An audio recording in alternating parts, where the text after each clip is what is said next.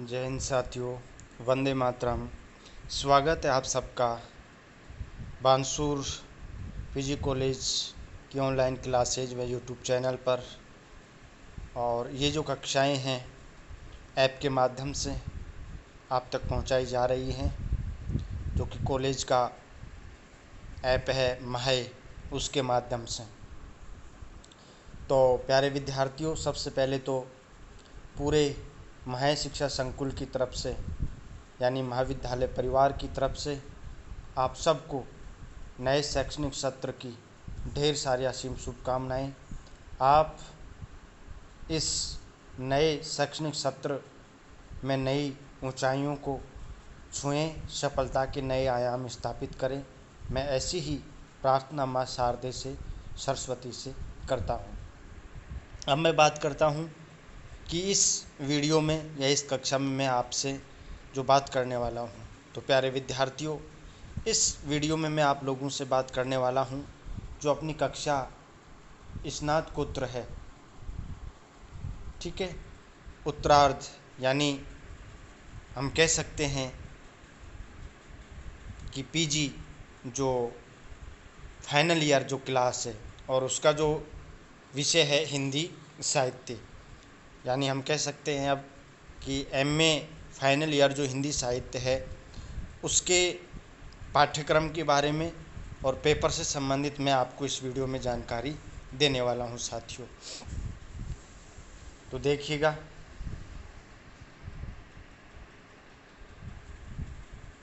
तो आइए प्यारे विद्यार्थियों, हम जानते हैं पाठ्यक्रम व पेपर से संबंधित जानकारी।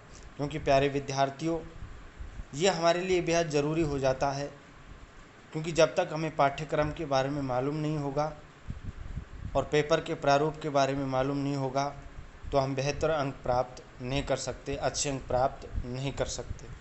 तो सबसे पहले तो हमें पाठ्यक्रम के बारे में मालूम होना चाहिए, और जब हमें पाठ्यक्रम के बारे में मालूम चल जाए उसके बाद हमें तुरंत पेपर का जो प्रारूप है उसके बारे में भी पता होना चाहिए।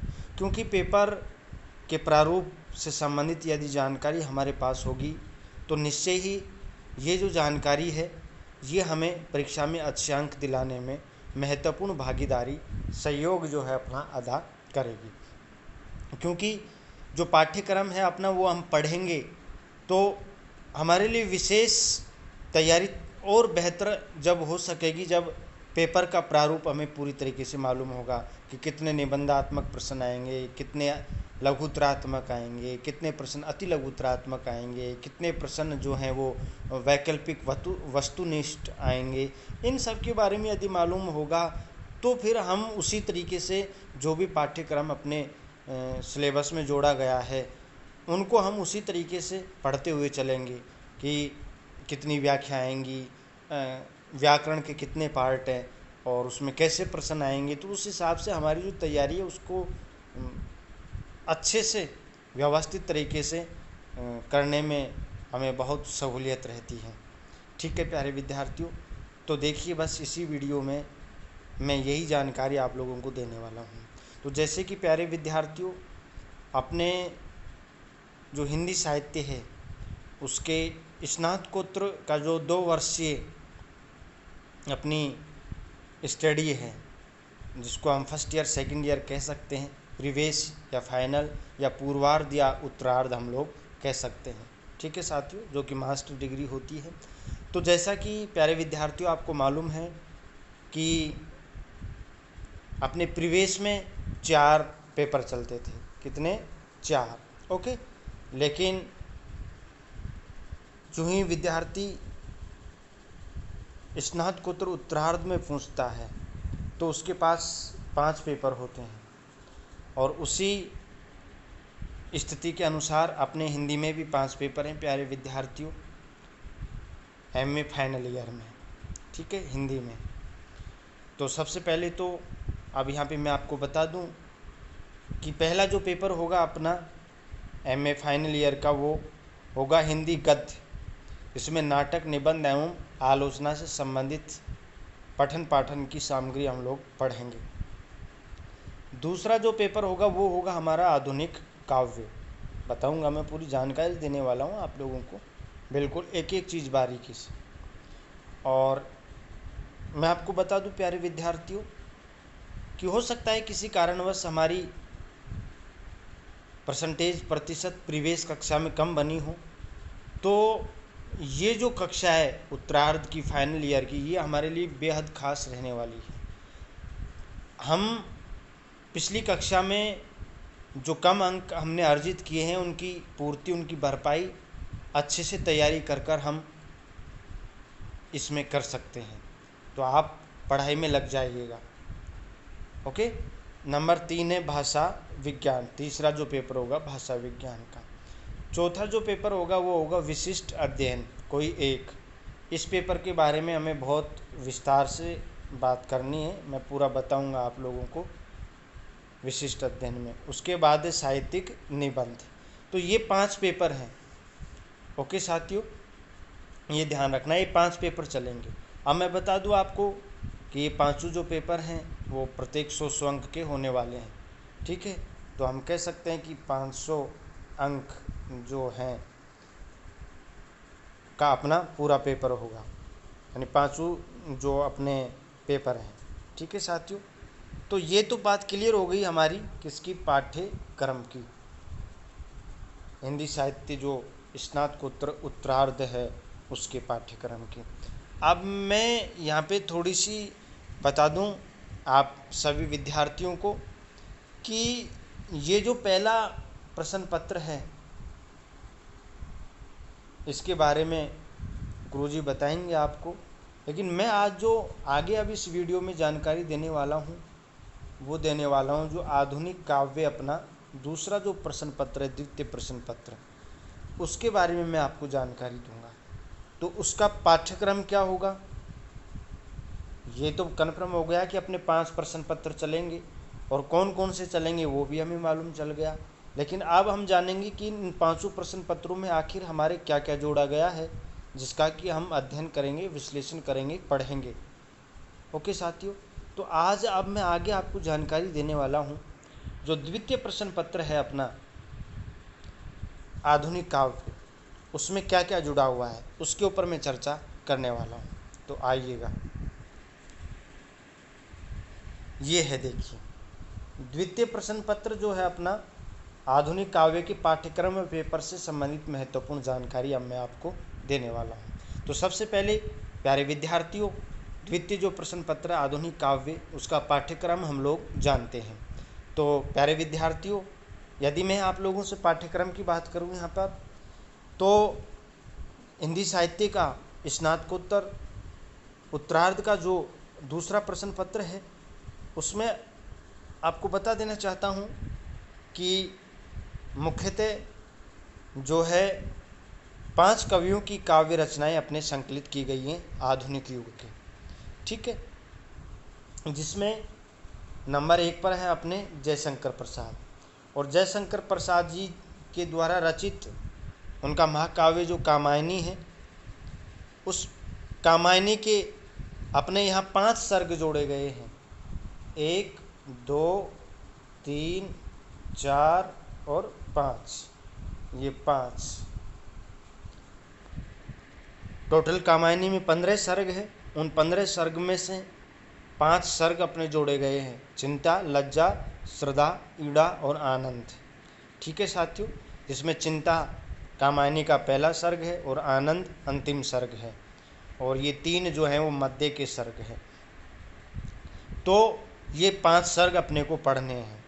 आगे हैं, बताना चाहता हूँ आपको नंबर 2 पे सूर्यकांत त्रिपाठी निराला, और सूर्यकांत त्रिपाठी निराला की 2 काव्य रचनाएं अपने आधुनिक काव्य के अंतर्गत जो द्वितीय प्रश्न पत्र है उसमें जोड़ी गई हैं।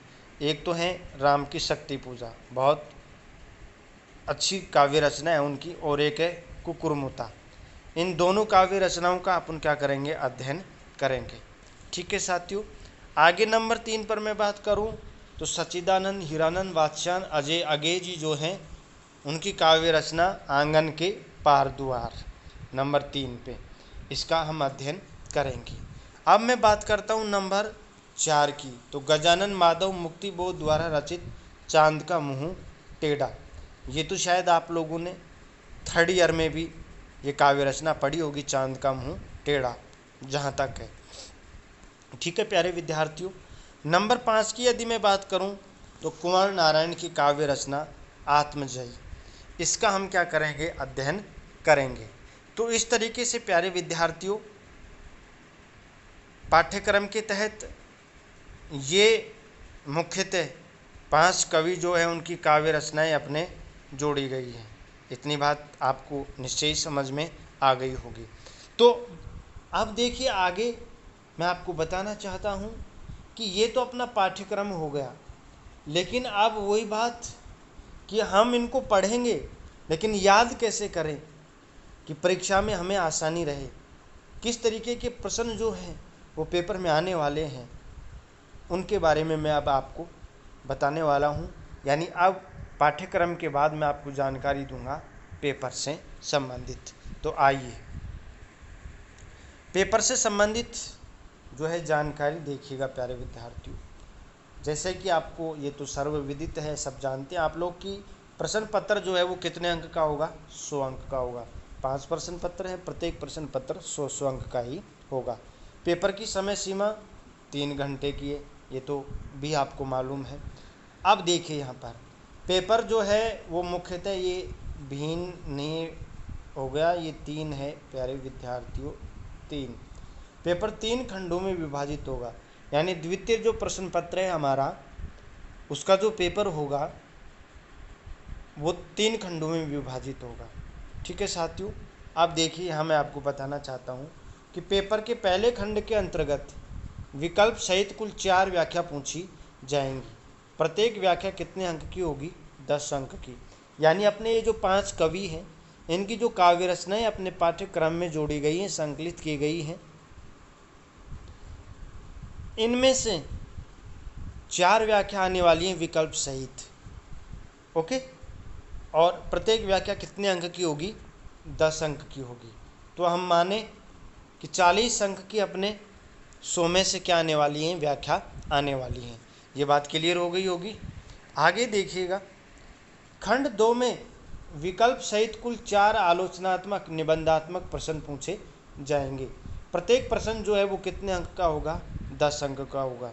अब बात करूं साथियों कि व्याख्या के बाद जो है ना 4 ही निबंधात्मक आलोचनात्मक बड़े प्रश्न पूछे जाएंगे, वो जो 5 पाठ हैं। समझ में आई ये बात। और प्रत्येक जो प्रश्न होगा वो कितने अंक का होगा, 10 अंक का होगा। ठीक है, तो 4 प्रश्न और प्रत्येक प्रश्न 10 अंक का, तो टोटल 40 अंक के क्या हो गए, हमारे प्रश्न हो गए। 40 नंबर की व्याख्या और 40 नंबर के प्रश्न हो गए। ओके साथियों, अब पेपर के मैं तीसरे खंड की बात करता हूँ।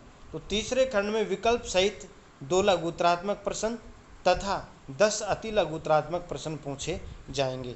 यानी कहने का तात्पर्य ये है कि 2 तो लघुत्तरात्मक प्रश्न, इनमें भी विकल्प देगा, और साथ ही साथ जो है 10 अति लघुत्तरात्मक प्रश्न, इनमें भी आपको क्या देगा, कुछ विकल्प देगा। ये ध्यान रखना है। और बात करूँ अब मैं, प्रत्येक लघुत्तरात्मक जो प्रश्न है वो 5 अंक का होगा।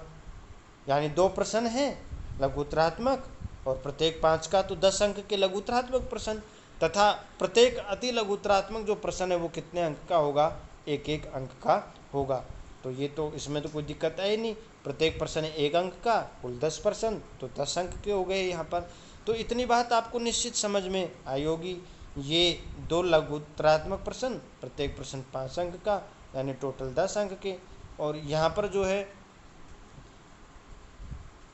प्रत्येक प्रश्न 1 अंक का और टोटल प्रश्न कितने हैं, 10, तो कितने अंक हो गए, 10 अंक हो गए साथियों।